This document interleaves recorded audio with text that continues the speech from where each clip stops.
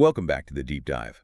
Today, we're investigating a home decor retailer that you've probably seen everywhere. It's called Luviera Home. Oh, yes. Their digital advertising it's incredibly effective. Very polished. It really is. The product collections, the throw pillows, blankets, these modern-looking statues, they're genuinely stylish, and they have been dominating my social feeds anyway. It's a very successful presentation. They come across as a high-end decor boutique. Everything from the layout, the clean product photography, The names. and those fancy sort of French-inspired names, Mhm. they all add to this premium feel. Okay, so let's unpack that appeal. Mm.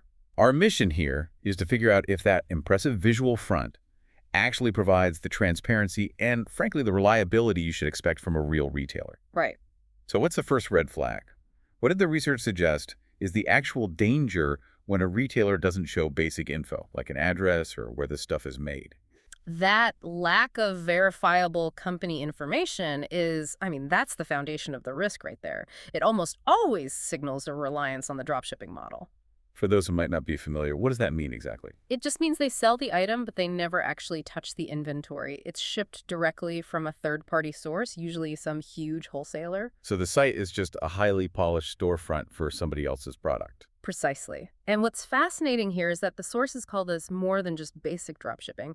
They call it brand washing. Brand washing. Yeah, they're actively disguising common wholesale goods behind this proprietary brand identity To justify higher prices. to justify much higher prices. Yeah. Exactly. So if they are hiding the origin, how do they get people to make those quick purchases? Yeah. I noticed the sources pointed to really heavy discounting, That's the key. like 70% off what looks like a marble statue. That tactic feels designed to make you buy without thinking. Oh, that urgency is completely intentional. The lack of a verifiable location and their true, very low cost of goods lets them do this. You're buying based on manufactured scarcity and perceived value, not true quality. And we know the product images look pretty much identical to ones on low-cost wholesale sites, right? You're identical, which raises serious questions about the quality customers are actually getting versus the luxury they think they paid for. And I guess the moment of truth is when things go wrong. Yeah. What did the reports say about the actual buyer experience? The customer feedback is very consistent. Lots of complaints about slow delivery times. Which makes sense if it's coming from a faraway warehouse. It does, and a significant difficulty getting through to any kind of support when issues come up.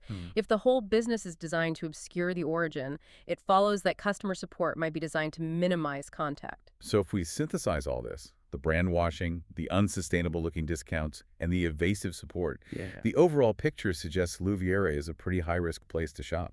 It does. I think the actionable takeaway for you, for anyone shopping online, is just crucial here.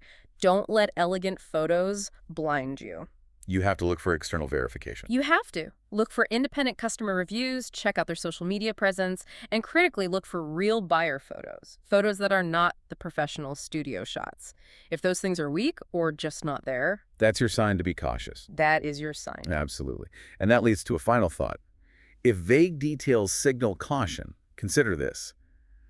What single piece of missing information, like the specific manufacturing origin or a verifiable business address, would cause you to abandon a cart, regardless of how tempting that 70% discount looks?